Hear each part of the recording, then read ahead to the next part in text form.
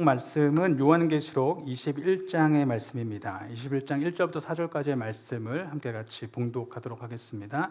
시작. 또 내가 새 하늘과 새 땅을 보니 처음 하늘과 처음 땅이 없어졌고 바다도 다시 있지 않더라.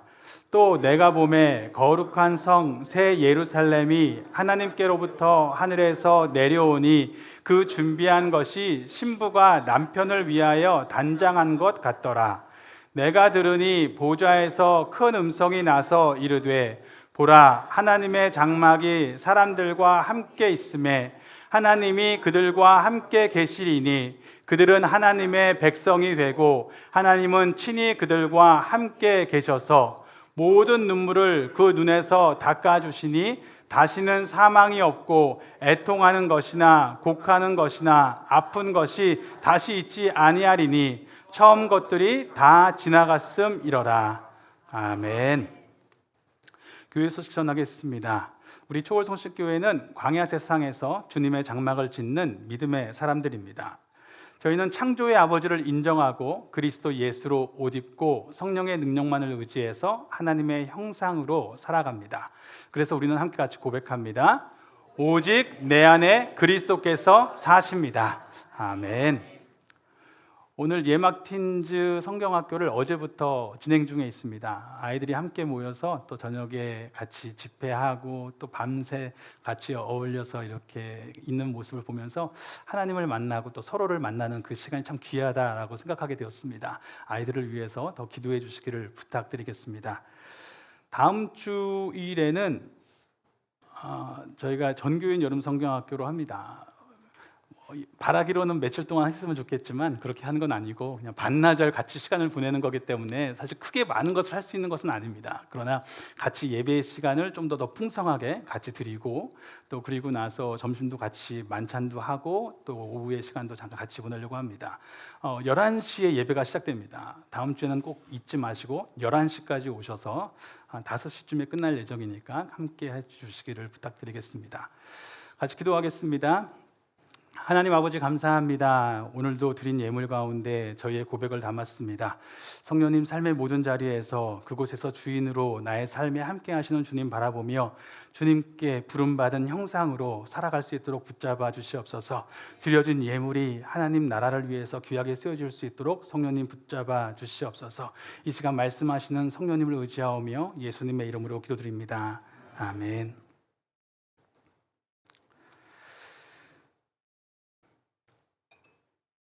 1917이라고 하는 영화가 있습니다. 제가 이 영화를 보고 두 가지에 놀랐는데 첫 번째 놀란 것은 보통 영화를 찍게 되면은 그 수십 대의 카메라가 이렇게 같이 움직이게 되죠. 그러면서 여러 배우들이 있으면 각 카메라가 이렇게 한 명씩 다 잡아가지고 찍는 거예요. 어떤 경우에는 같은 사람도 카메라가 다른 앵글로 이렇게 찍어서 나중에 그 영상들을 편집을 이렇게 하는 것이죠. 그런데 촬영 기법 중에 하나가 뭐냐면 롱테이크라고 하는 거예요. 길게 잡는다 이런 뜻이죠. 이건 어떻게 하냐면 한 대의 카메라가 그냥 계속 가는 겁니다. 그러니까 저희 시청자들은 그냥 그 카메라가 가는 대로 계속 끊김이 없이 따라가는 거예요. 굉장히 힘든 기법이에요. 나중에 촬영을 편집할 수 있는 게 아니기 때문에 그 영상을 찍을 때 이미 동선과 배우들의 움직임, 카메라의 위치 따라가는 것들이 철저하게 계산되어 있지 않으면 촬영할 수가 없습니다. 그래서 처음부터 계속해서 그 카메라가 보는 대로만 그냥 끝까지 가는 거예요. 그런데 굉장히 잘 찍었어요. 그 기법에 놀랬고 그 기법으로 찍은 영화의 내용에 또 놀라게 되었는데 한 병사가 이렇게 있습니다. 1차 세계대전 때 전쟁터에 있는 거예요. 그런데 갑자기 한 명이 오더니 지금 간부가 부른다는 겁니다. 그래서 이 장교의 막사에 가죠. 그 작전 그 참호죠. 거기에서 그 상관이 하는 얘기가 지금 이 최전방에 있는 병사들에게 아주 중요한 소식을 전해야 되는데 지금 통신망이 다 단절돼서 전할 수가 없다. 그러니 너가 거기까지 가서 이 소식을 반드시 전해야 된다.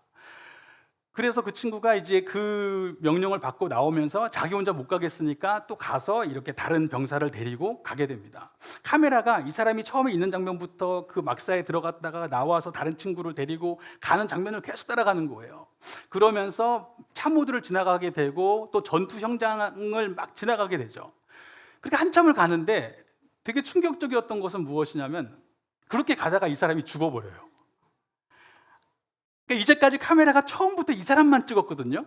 계속 따라갔는데 갑자기 중간에서 이 사람이 딱 죽는 거예요. 너무 당황스러운 거죠. 누가 봐도 이 사람이 주인공이거든요. 이 사람이 얘기를 끌고 가야 되는데 이 사람이 여기서 죽어버리니까 이거 어떡하지?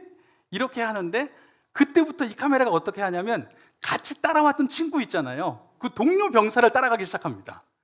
그래서 동료 병사가 끝까지 가가지고 이 최전방에 가서 소식을 전하고 이게 영화가 끝이 나요. 이 영화를 보면서 그런 생각을 하게 되는 것이죠. 사실 우리가 전쟁터에 나갈 때 얼마나 많은 계획을 세우겠습니까? 내가 나가면 어떻게 적들이 포진해 있을 것이고 우리는 이런 식으로 군을 배치해서 이런 상황에 이렇게 나가고 저쪽이 들어오면 이렇게 반응하고 다 계산을 했을 겁니다. 하지만 막상 전쟁터에 가면 나의 계획이 얼마나 소용없는 것이었다라는 것을 깨닫는데 그다지 시간이 오래 걸리지 않습니다. 내가 생각했던 대로 흘러가지 않죠. 그러면 이렇게 예측이 안 되는 상황, 변화무쌍한 상황 속에 처했을 때에 끝까지 가야 되잖아요. 그때 어떻게 하면 끝까지 갈 수 있을까? 전쟁터에서 끝까지 갈 수 있는 길은 하나밖에 없습니다. 지휘관의 의도를 알고 있는 거예요. 네. 어떤 상황이 오더라도 지휘관의 의도만 알고 있으면 계속해서 갈 수 있는 것입니다. 어제 사실은 주일학교 그 팀즈 아이들이 밤을 새서 재밌게 놀았는데 저는 같이 놀지도 못하면서 잠을 못 잤어요. 밤에 잠을 거의 못 잤어요. 그래서 지금 약간 입이 마르는데 이해해 주시기 부탁드리겠습니다. 그 지휘관의 의도를 알면 어떤 일이 닥쳐도 결국 지휘관이 원하는 대로 때때로 그 임무를 맡은 사람이 사라져서 그 임무를 누군가 다른 사람이 진행해야 될 상황이 오더라도 여전히 그 지휘관의 의도가 그 모든 이야기를 끌고 가는 것이죠. 우리가 하나님을 믿는 신앙생활도 비슷하다고 할 수 있습니다. 내가 신앙생활을 어떻게 하면 좋을까? 생각해 보니까 내게 모범이 될 만한 한 사람이 보여요. 야, 저분 따라가면 되겠다. 저분 따라가면 신앙생활 잘 마칠 수 있을 것 같습니다. 그런데 어느 날 그분이 사라져 버렸어요. 그럼 이제 어떻게 하지? 이런 생각이 듭니다. 또 보니까 야, 우리 교회 공동체에서 여기서 신앙생활하면 다 되겠다라고 생각할 수 있습니다. 그런데 지나다 보니까 또 내가 생각했던 이런 조건들이 안 맞을 수도 있는 것입니다. 그러면 그럼에도 불구하고 내가 끝까지 하나님을 믿는 이 신앙의 삶을 어떻게 유지할 수 있을까? 그렇게 하기 위해서는 딱 한 가지를 기억해야 돼요. 하나님의 의도예요. 하나님이 나를 왜 부르셨을까?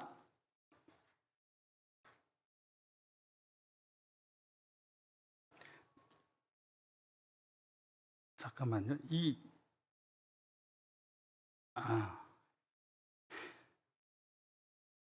음악이 지금 들리지 않으시죠?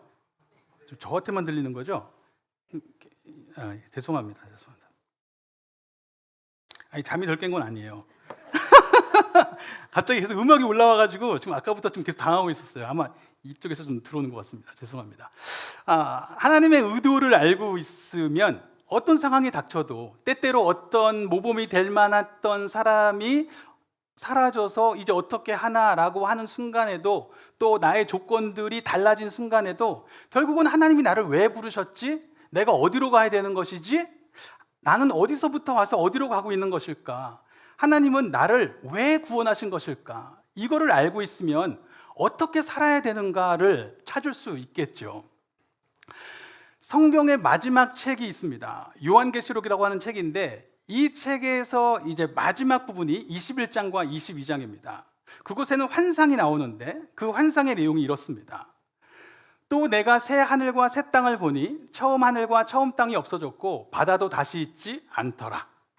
자, 새 하늘과 새 땅이라고 해서 지금 여기 땅이 있는데 여기 땅 그대로 두고 다른 데 가 있는 그런 장면이 아니에요. 내가 살고 있던 이 세상이, 하늘과 땅이라고 하는 건 세상이죠. 이 세상이 완전히 새로워져 있는 모습입니다. 그 모습은 우리가 이제 핸드폰을 쓰고 있다가 가끔 가다가 이렇게 태블릿을 쓰다가 오류가 생길 수 있단 말이에요. 그럼 오류를 없애는 제일 좋은 방법 중에 하나는 완전히 껐다가 다시 켜는 거예요. 부팅을 다시 하면 시스템에 오류가 있던 것들이 대부분 잡힙니다. 자, 그렇게 했는데도 문제가 된다. 그럼 어떻게 해야 될까?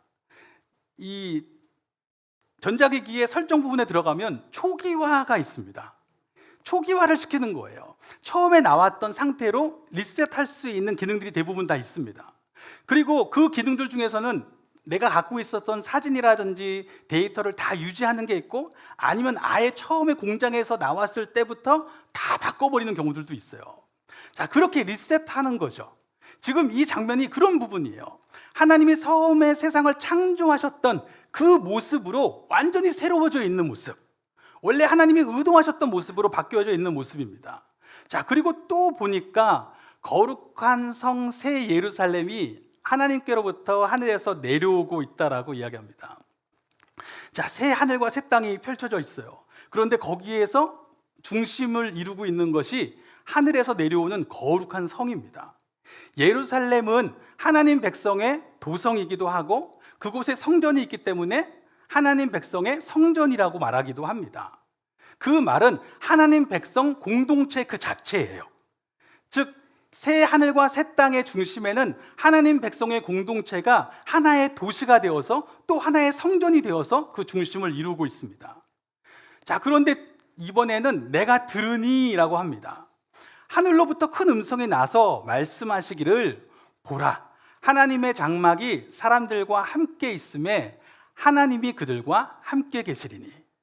자, 지금 이 사람이 본 것은 새 하늘과 새 땅에 하나님 백성의 공동체가 이렇게 성전의 모습으로 혹은 도시의 모습으로 그 자리에 중심을 이루고 있는 것을 보고 있는데, 이 모습을 하늘에서는 어떻게 말씀하시냐면 하나님의 장막이 사람들과 함께 있다. 그 삶은 무엇이냐면 하나님이 그들과 함께 계신다. 이렇게 이야기하는 거예요.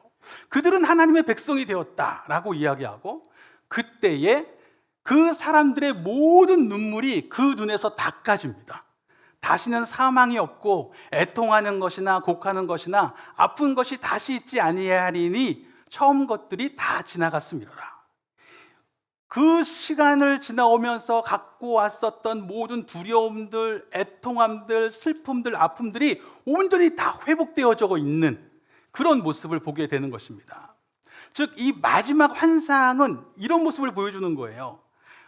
하나님의 백성들이 하나님과 온전히 함께하고 있는 안식의 모습, 그리고 그 모습을 하늘에서는 어떻게 말씀하셨냐면 하나님의 장막이 그들과 함께하고 계신다.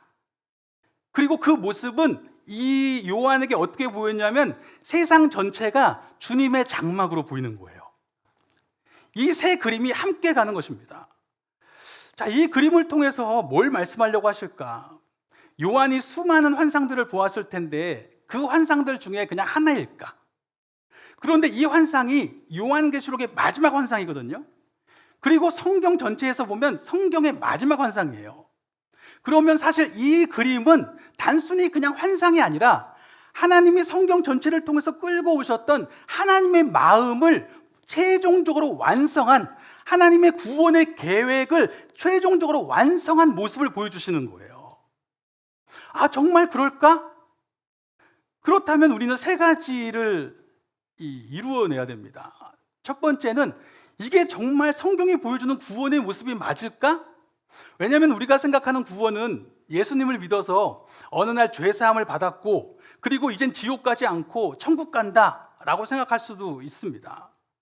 그런데 지금 보여주고 있는 이 구원받은 사람들의 모습은 그런 모습보다는 하나님과 온전히 함께하고 있는 모습, 그로부터 안식을 누리고 하나님의 장막에 거하고 있고 그 사람에게는 이 세상 전체가 주님의 장막이 되어져 있는 모습, 그 모습이 성경이 보여주고 있는 구원의 모습인 거예요.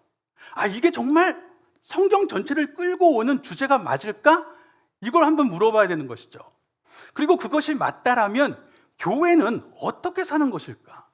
내가 교회로 산다는 것은 어떻게 살아가는 것인가? 그리고 그 길을 알게 된다면 우리는 지금 바르게 길을 걷고 있는 것인가? 이런 질문들을 물어보고 답해 볼 수 있겠죠. 저희가 다음 주에 2025년 전교인 여름성경학교로 하겠다라고 이제 말씀을 드렸습니다. 그리고 주제로 장막 확장 프로젝트라고 이름을 정했어요. 말하고자 했던 것은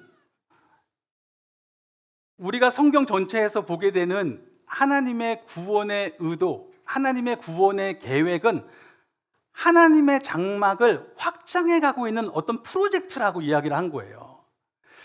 그 그림을 한번 보여드리고 싶었어요. 왜냐하면 우리 교회에 오셔서 아까 교회 소식을 전할 때에도 저희가 늘 하는 것처럼 우리 초월성신교회는 광야 세상에 주님의 장막을 짓는 믿음의 사람들입니다 라고 이야기를 합니다.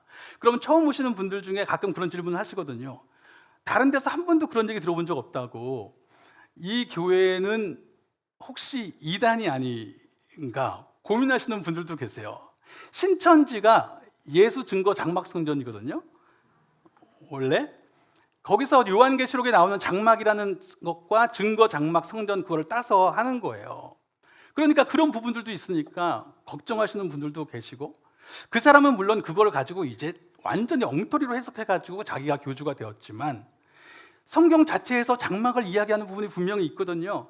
그래서 우리가 가지고 있는 복음의 비전을 이 광야 세상에서 주님의 장막을 짓는 것이다 라고 이야기를 하는데, 이게 정말 맞나?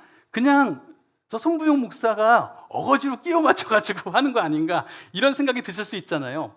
그래서 한 번쯤은 좀 어렵더라도 혹은 좀 딱딱하더라도 성경 전체가 말하고 있는 이 장막의 복음에 대한 핵심을 설명을 해드리고 이해를 하는 시간을 좀 갖고 싶었어요.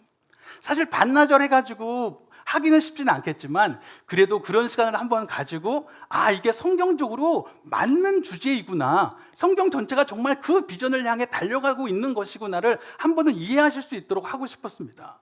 그래서 다음 주에 이걸 하려면 굉장히 긴 시간이 필요한데, 마침 이번 주에 설교를 부탁드린 분이 좀 이번 주에 몸살이 좀 심하게 오셨고, 또 그럼에도 불구하고 뭐 주일날 하실 수도 있었겠지만 그 몸살이 좀 오래 가면서 저도 상황 속에서 차라리 다음 주에 할 설교에서 그 긴 부분을 좀 떼어서 오늘 하는 게 좋겠다. 그렇죠. 오늘 해야 다음 주에 짧게 할 거 아니에요. 그리고 오늘 다음 주에 하고 그래야 다음 주 오후에 또 함께 그걸 위해서 같이 움직이는 시간도 가질 거니까. 그래서 오늘 그 첫 부분을 나누려고 하는 것입니다. 자, 하나님의 의도가 정말로 세상에 하나님의 장막을 확장해 나가는 것일까? 우리가 살고 있는 이 세상이 주님의 장막이라는 것을 우리의 눈으로 보게 되는, 우리의 눈으로 바라보게 되는 그 삶을 위해서 우리를 부르신 것일까? 제일 먼저 우리가 봐야 될 부분은 아마 창세기의 이야기부터일 겁니다. 성경의 마지막 환상이 성경의 시작과 어떻게 연결되는지를 보려고 하는 것이죠. 다 아시는 것처럼 성경의 가장 첫 번째 부분은 창세기에서 하나님이 천지를 창조하시는 이야기로 시작이 됩니다. 태초에 하나님이 천지를 창조하시죠. 그리고 6일 동안 계속해서 창조의 과정을 지나가십니다. 자, 그리고 2장 1절을 보면 천지와 만물이 다 이루어지니라. 하나님이 그가 하시던 일을 일곱째 날에 마치시니 그가 하시던 모든 일을 그치고 일곱째 날에 안식하시니라. 하나님이 그 일곱째 날을 복되게 하사 거룩하게 하셨으니 이는 하나님이 그 창조하시며 만드시던 모든 일을 마치시고 그 날에 안식하셨음이니라. 자, 하나님이 모든 창조를 마치신 이야기가 나옵니다. 자, 그런데 2장 4절을 보면 갑자기 당황스러운 게, 이것이 천지가 창조될 때에 하늘과 땅의 내력이니 여호와 하나님이 땅과 하늘을 만드시던 날에. 자, 방금 전에 창조 이야기가 다 끝났는데 하나님이 또 다시 창조하던 날에 하면서 창조 이야기를 또 꺼내시는 거예요. 이게 뭐지? 싶은데 자세히 읽어보면 그 창조의 이야기는 인간 창조에 초점이 있다는 걸 알게 돼요. 하나님이 사람을 흙으로 만드시고 그 사람에게 코에 생기를 불어넣으셔서 생명이 되었다라는 내용이 나옵니다. 아니, 창세기 1장 26절에서 28절에 하나님이 하나님의 형상대로 사람을 만드신 장면이 나왔는데 여기서 또 다시 사람을 만든 이야기를 왜 하시지? 이게 성경에 자주 쓰이는 문학적인 기법이에요. 앞에서 큰 틀에서 말씀하시고 나서 그 틀을 이해하는데 굉장히 중요한 주제를 뒤에서 다시 이야기하십니다. 그때는 이 틀의 의미를 제대로 이해할 수 있도록 세부적으로 이야기하기를 시작하시는 거예요. 그때 이제 인간 창조의 이야기를 하시게 되는데, 자, 하나님이 사람을 만드셨어요. 왜 만드셨을까? 앞에서 이야기하는 것처럼 정복하고 다스린다는 건 도대체 어떤 것일까? 이런 궁금증들이 있잖아요. 그 부분에 대해서 이해하게 하시는데, 자, 제일 먼저 하나님이 사람을 만드시고 무엇을 하셨는지를 보면, 아, 저것이 하나님이 사람을 만드신 의도인가? 라고 생각해 볼 수 있겠죠. 자, 하나님이 사람을 만드시고 제일 먼저 뭘 하셨나요? 네, 복 주시고 그러면서 뭐 하셨냐면 에덴 동산에 두셨어요. 2장에 나오는 그 부분에서는 하나님이 동방의 에덴이라고 하는 동산을 창설하시고 사람을 거기에다가 두시게 됩니다.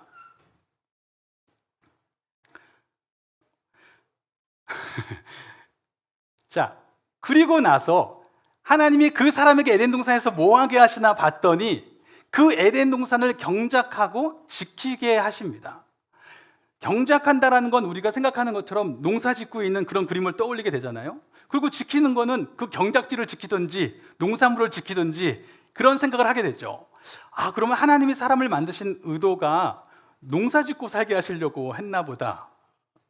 그러면 우리는 지금 다 농사 짓고 있어야 되는 거잖아요. 그런데 그런 모습이 아니잖아요. 그러면 어떤 것일까? 여기서 번역을 경작하며 지키게 하시고라고 번역을 했는데, 원래 이 경작하며라고 번역이 된 히브리어 아바드라고 하는 단어는 성경 다른 곳에서는 거의 대부분 예배한다라는 말로 쓰입니다. 예배한다는 뜻이에요. 하나님이 사람을 에덴 동산에 두어서 그곳에서 예배하게 하시고, 이런 뜻이에요. 그리고 지키라라고 하는 말은 준행한다라는 뜻입니다. 자, 하나님이 그로 하여금 예배하게 하시고 그곳에서 준행하게 하신다. 이 두 단어는 같이 짝을 이루고 있을 때에는 자연스럽게 이렇게 떠오르는 이미지가 있죠. 실제로 성경에서 모세오경에서 가장 이 두 단어가 많이 쓰이는 맥락은 뭐냐면 성막의 예배예요. 하나님이 그 사람들을 성막에서 예배하게 하시고 제사장은 성막에서 하나님의 말씀을 따름으로 준행함으로 그 예배의 삶을 지켜내는 것입니다. 자, 그렇다면 이 말은 에덴 동산이 어디라는 거예요? 성전이라는 겁니다. 에덴 동산은 성전이고 아담은 제사장이었다. 즉 에덴을 경작한다라는 말은 에덴의 성전에서 예배하게 하셨다라고 하는 겁니다. 하나님이 세상을 만드시고 에덴이라고 하는 곳을 성전으로 만드시고 성전에서 아담을 두어서 거기서 예배하게 하신 거예요. 아니, 그러면 거기서 아담은 우리처럼 맨날 이렇게 주일 예배뿐만 아니라 매일같이 모여서 또 예배드리고 이러고 있었나? 라고 생각할 수 있는데, 자, 그것을 이해하기 위해서는 성막과 성전의 의미가 무엇인지를 한번 생각해 보셔야 돼요. 우리가 성막, 이 텐트 아시죠? 그리고 성전, 건물로 지어져 있는데 그것들의 의미가 무엇일까? 어떤 종교 시설일까? 혹은 그곳에서 진행되고 있는 종교적인 의례들일까? 성막과 성전은 그곳에서 행해지고 있는 어떤 의례들도 있겠지만 가장 기본적으로는 성막과 성전 그 자체로 갖고 있는 의미가 분명하게 있습니다. 그것은 무엇이냐면 하나님이 우리 가운데 계신다는 거예요. 이스라엘 백성들이 광야를 지날 때에 광야에서 그들이 천막을 다 치죠. 그런데 하나님이 말씀하신 천막이, 성막이 그들의 진영의 한 가운데 세워져 있습니다. 사람들은 그것을 보면서 하나님이 우리 가운데 계신다. 그리고 그 무리가 이동할 때에 이스라엘 백성들의 장막이 움직이고 있지만 그 중간중간에 성막이 또 같이 움직여요. 그러면 그들이 그 장막을 보면서 뭐라고 고백해요? 하나님이 우리와 함께 행하고 계신다. 그리고 가나안 땅에 들어가서 그곳에 정착했을 때에는 그들이 지은 집들, 도시들 그 한가운데에 성전이 있는 것을 보면서 하나님이 우리 가운데 계신다. 이걸 고백하는 거예요. 이게 성막과 성전의 가장 근본적인 의미입니다. 그렇다면 성막과 성전에서 드리는 예배의 의미는 무엇이겠습니까? 하나님이 우리 가운데 계신다라는 그 믿음을 회복하는 거예요. 지금 나와서 드리는 이 예배의 가장 핵심적인 고백은 주님 우리와 함께 계십니다. 주님 우리 삶의 자리에 계십니다. 주님이 다스리고 계십니다.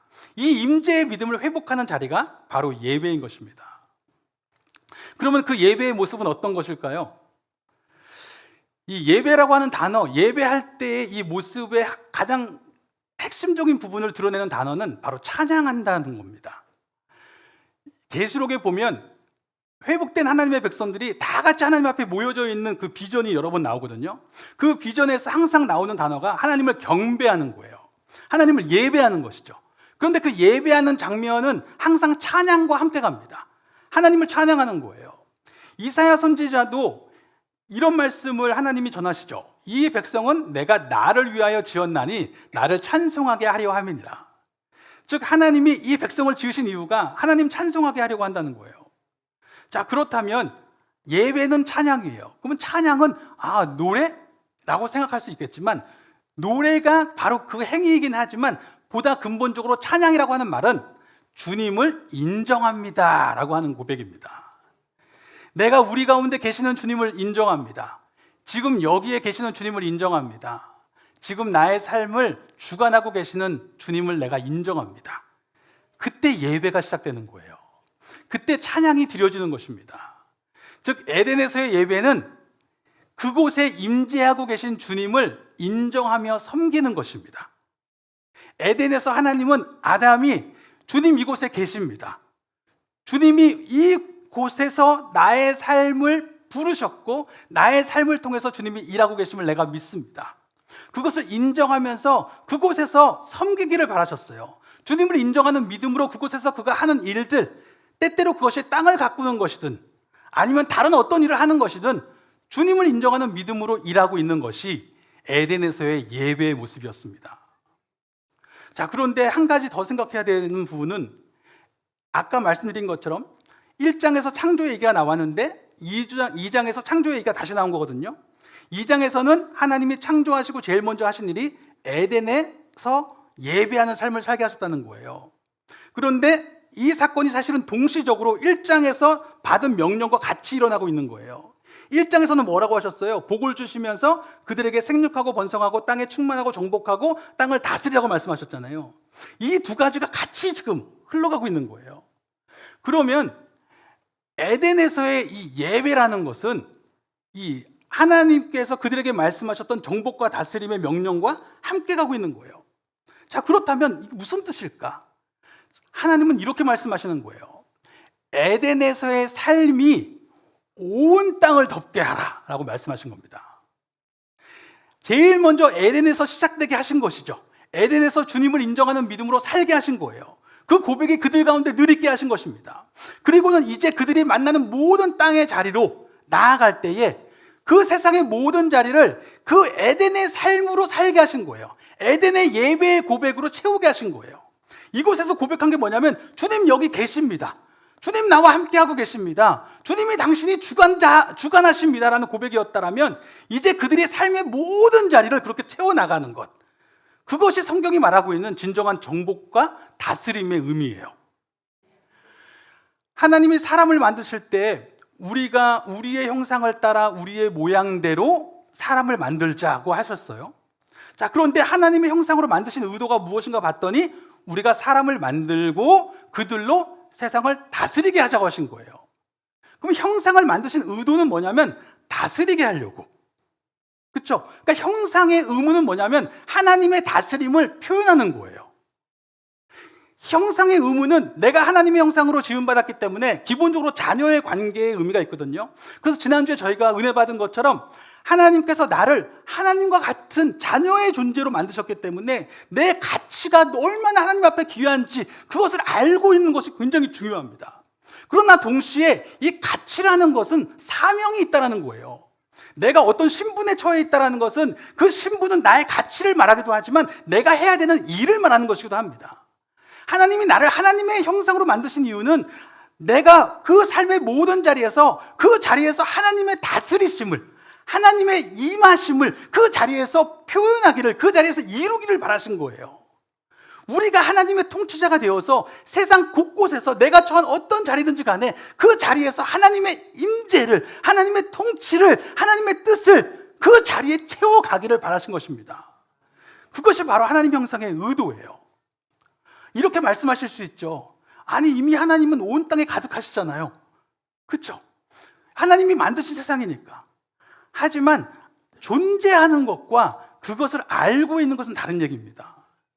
요즘에 보면 그 나라의 복지제도가 잘 돼 있어가지고 여러분들이 만약에 새로운 직업 훈련을 받고 싶으면 국가에 신청하면 나라에서 300만 원 혹은 500만 원 줘가지고 3년 동안 직업 훈련 받을 수 있게 도와주시잖아요. 이런 복지제도가 다 있지만 이게 존재해요. 존재하지만 아는 사람은 누리지만 모르면 또 못 누려요. 그렇죠? 빛은 어디에나 있지만 그 빛을 활용해서 레이저로 활용하는 것과는 다른 얘기인 겁니다. 즉 에덴은 증거로 주신 거예요. 하나님이 만들어서 주신 그 특별한 에덴에 살면서 그곳에서 하나님이 그들을 위해 특별히 허락하신 것들을 보면서 하나님이 우리 가운데 계시는구나, 오늘 내 삶 가운데 함께 일하시는구나, 이 증거를 얻게 하시고 그 증거를 가지고 삶의 모든 자리를 하나님의 임재를 아는 자리로, 아는 삶으로 그 자리들을 채워가기를 바라신 것입니다. 자, 그렇게 하나님이 우리가 살아가기를 바라신다라면 이 삶을 살아가기 위해서 우리가 깨어있기 위한 어떤 장치들이 필요하겠죠. 하나님이 뭘 하게 하셨어요? 하나님이 이 아담이 에덴에서 하나님의 임재 안에 살아가게 하시려고 그에게 주신 규례가 있습니다. 즉 그로 하여금 말씀을 지킴으로 임재 안에 거하게 하셨어요. 하나님이 그에게 선악과를 먹지 말래요. 왜 먹지 말까요? 선악과 자체가 그거 먹으면 진짜 선악을 알게 되는 마법적인 힘이 있어가지고 먹지 말라고 하셨을까요? 그런 거 아니에요. 어쩌면 선악과는 특별한 과일이 아니었을 수도 있습니다. 그러나 하나님의 말씀을 기억하는 것이죠. 선악과를 먹지 말라고 하신 그 말씀을 내가 기억함으로 내가 주인이 아니구나, 하나님이 주인이시구나, 하나님이 나에게 은혜로 이 자리를 베푸셨고 이 삶을 살아가게 하셨고 오늘 하나님의 뜻을 구하며 살아가는 것이 나의 삶의 걸음이구나, 이거를 내가 선악과 하나 먹지 않으면서 아는 거예요. 즉 내가 말씀을 지킴을 통해서 자연스럽게 하나님의 임재 안에 거하게 되는 것이죠. 그래서 예수님이 자주 하셨던 말씀 중에 하나가 뭐냐면 내가 아버지를 사랑해서 아버지의 말씀을 지킨다. 내가 하나님을 사랑하기 때문에, 무슨 말이에요? 하나님의 계심을 알고 그를 신뢰하기 때문에, 그가 계시는 게 분명하기 때문에, 그가 일하심이 분명하기 때문에 난 오늘 그의 말씀을 지킨다, 이렇게 말씀하시는 거거든요. 이게 말을 바꾸면 내가 오늘 말씀을 지킬 때에 난 뭐 하는 거예요? 아버지와 함께 하는 거예요. 그렇기 때문에 말씀을 지킴으로 임재의 삶을 지키게 하신 것입니다. 함께 하심을 알기 때문에 말씀을 듣지 않을 수 없고, 함께 하심을 알기 때문에 기도하지 않을 수 없는 거예요. 그리고 반대로 말씀과 기도를 통해서 내가 아버지의 임재 가운데 거하는 것입니다. 말씀을 들으면서 아버지를 기억하고 기도하면서 아버지를 기억하는 것이죠. 말씀을 읽으시는 분들한테 아니 하루 종일 그렇게 바쁘신데 뭘 또 말씀을 읽으세요 라고 이야기하지만, 기도하시는 분들한테 아유 하루에 시간도 없을 텐데 뭘 기도하세요 라고 얘기하지만, 말씀 읽고 기도하시는 분들이 하시는 얘기가 뭐예요?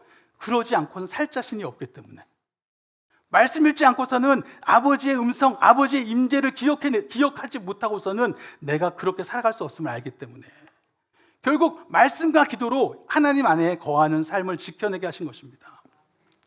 마지막으로 한 가지를 더 이야기하면, 그러면 왜 이렇게 주님의 임재로 살게 하시는가? 왜 하나님과 함께하는 삶을 우리에게 주시고자 하시는가? 하나님이 아담을 에덴의 동산에 두셨죠. 8절에서는 이 두신다라고 하는 단어가 히브리어에서 샴이라고 해서 그냥 두신 거예요. 그런데 15절에서는 똑같이 둔다라는 단어가 나올 때 그때 쓰이는 단어가 누아흐라고 하는 단어인데, 이게 노아 같은 그런 뜻이에요. 뭐냐면 쉬게 하신다는 뜻이에요. 하나님이 우리를 하여금 하나님의 임재 안에 거하게 하시는 진짜 이유는 무엇이냐면 그 안에서 우리가 비로소 안식을 누릴 수 있기 때문입니다. 하나님 안에 거하고 있음을 알고 있음에 내가 세상을 살아갈 수 있는 진정한 쉼을 얻기 때문입니다. 다윗이 시편 23편에서 이렇게 이야기합니다. 여호와는 나의 목자시니 내게 부족함이 없으리로다. 이게 무슨 말이에요? 하나님이 나와 함께 하시기 때문에, 내가 원하는 대로 다 들어주시기 때문에 나는 부족함이 없고 늘 풍요로워요, 이렇게 이야기하는 걸까요? 그런데 뒤에 보면 바로 내가 사망의 음침한 골짜기로 다닐지라도, 그 사망의 음침한 골짜기 지나가는 거잖아요. 내 원수의 목전에서 원수도 만나는 거잖아요. 그런 상황들이 있는데 부족함이 없다고 하는 겁니다. 이게 무슨 말이에요?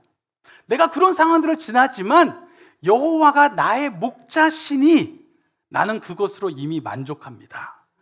이렇게 고백하는 겁니다. 주님이 나와 함께 하심을 내가 알기 때문에 나는 오늘도 살아갈 수 있습니다. 그가 나와 함께 하시고 나를 인도하십니다. 내 영혼을 소생시키시고 자기의 명예를 걸고 나를 반드시 인도하실 것입니다. 내가 사망의 음침한 골짜기로 다닐지라도 두려워하지 않을 것은 주께서 나와 함께 하시기 때문입니다.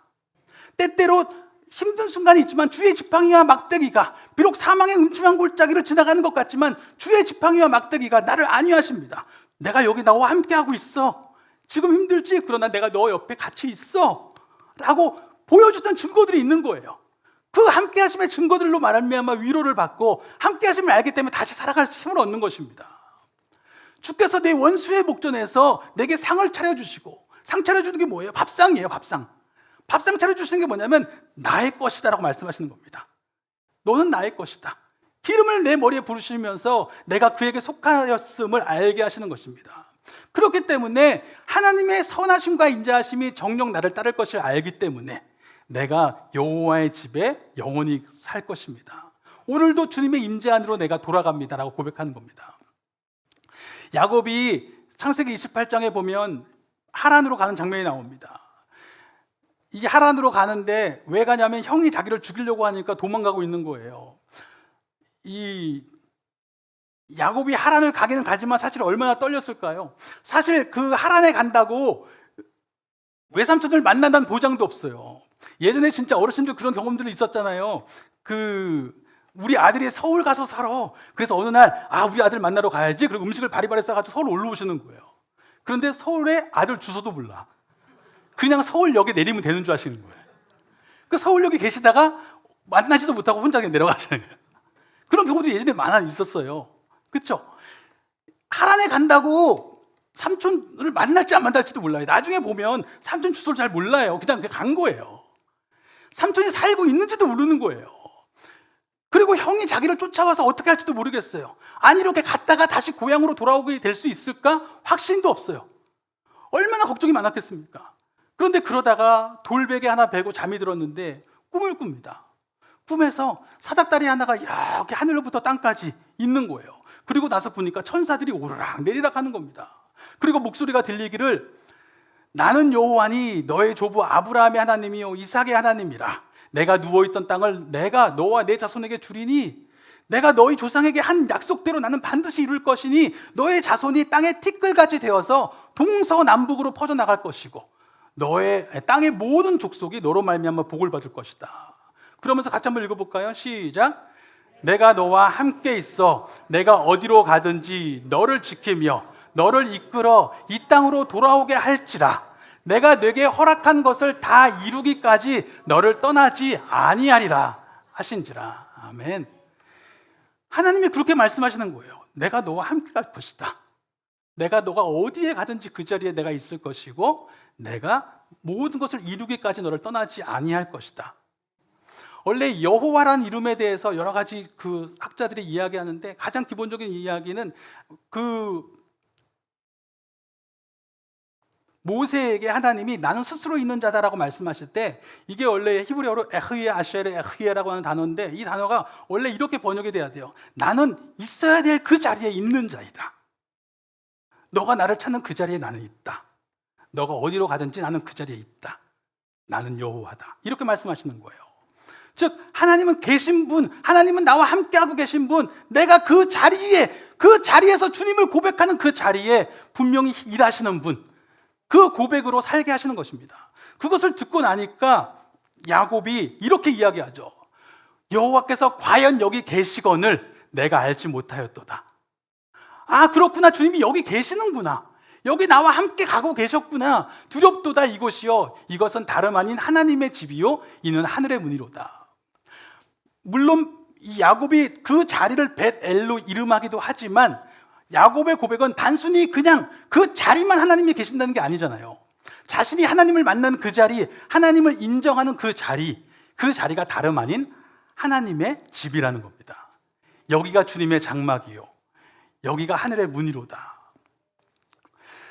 우리가 이제 휴가 기간이라서 휴가 가신 분들도 계시고, 또 일하다 보면 쉴 때 우리가 영화 한 편도 보고 또 누워서 핸드폰도 만지작거리고 막 이렇게 쉴 수 있으시겠지만, 그런 쉼과 인생의 안식은 다른 것입니다. 인생의 안식은 사실 살아가면서 문제가 없습니까? 문제가 있죠. 그럼에도 불구하고 살아갈 수 있는 거예요.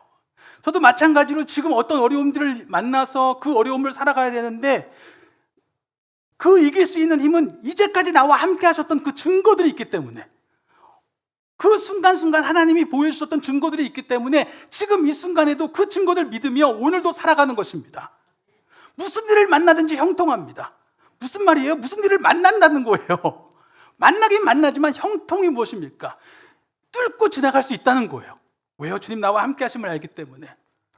제가 막 힘들 때에 어떤 목사님한테 너무 힘들어요 그랬더니 목사님이 하나님만 의지하게 하시려고 하는군, 이렇게 얘기하시는 거예요.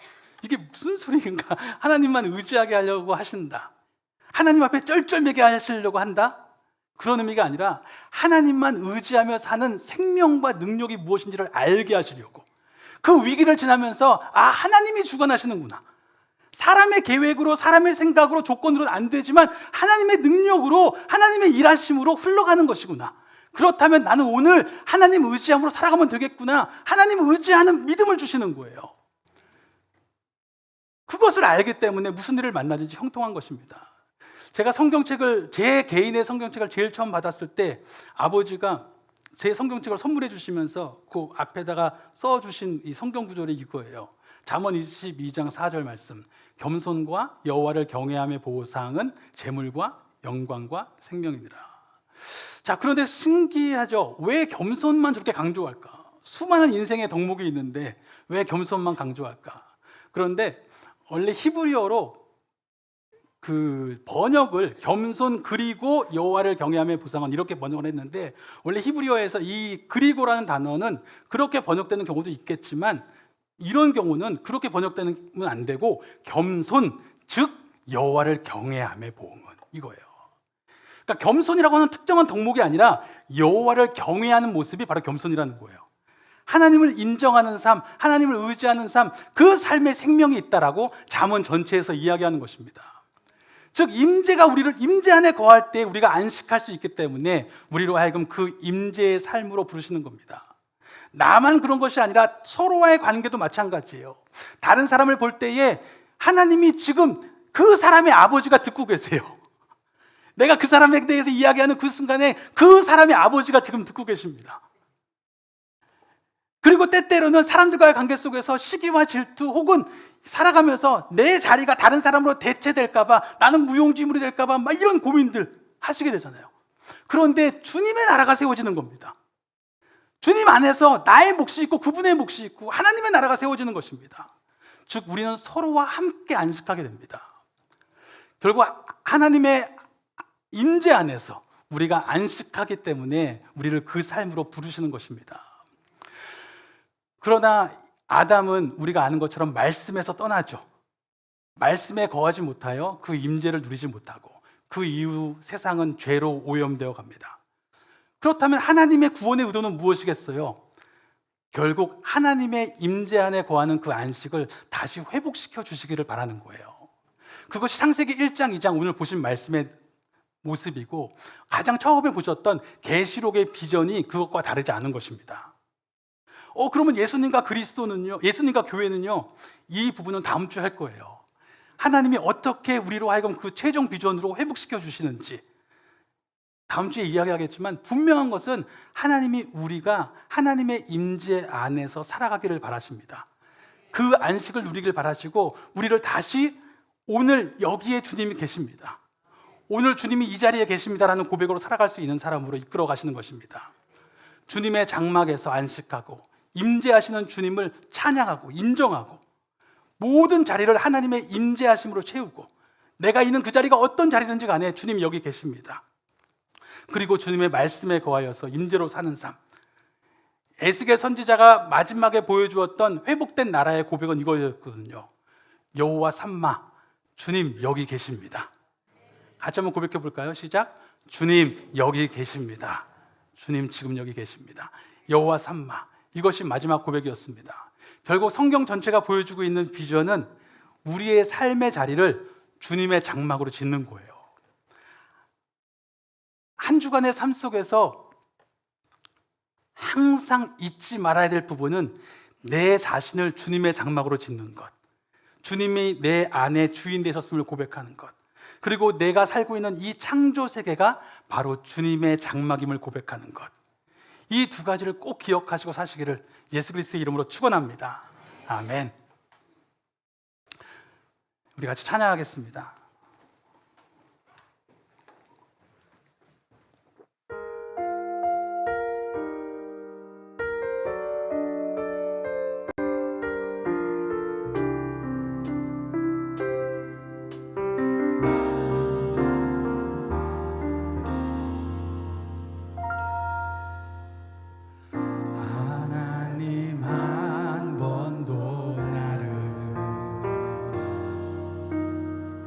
실망시킨 적 없으시고 언제나 공평과 은혜로 나를 지키셨네. 하나님 한 번도 하나님 한 번도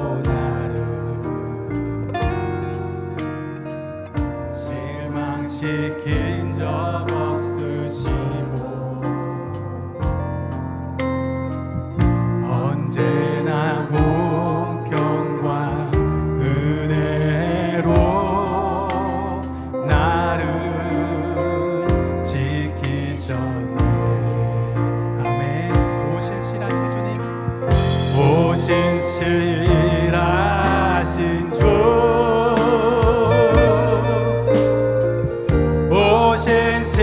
신실하신 주,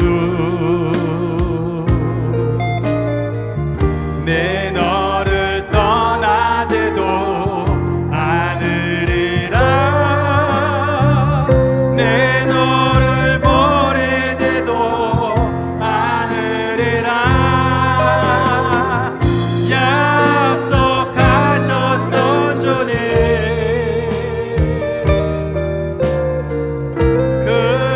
약속을 지키사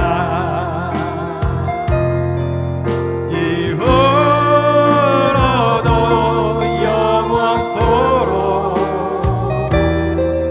나를 지키시리라 확신하네.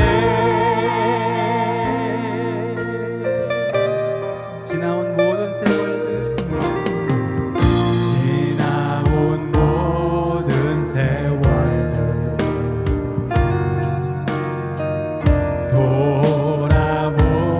돌아보아도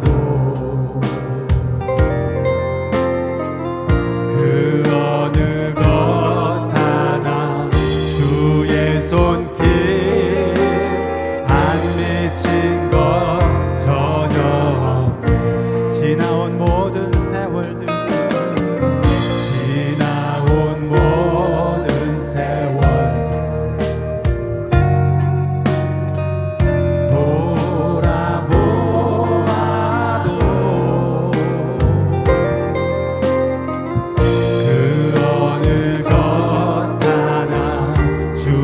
손길 안 미친 것 전혀 없네. 오신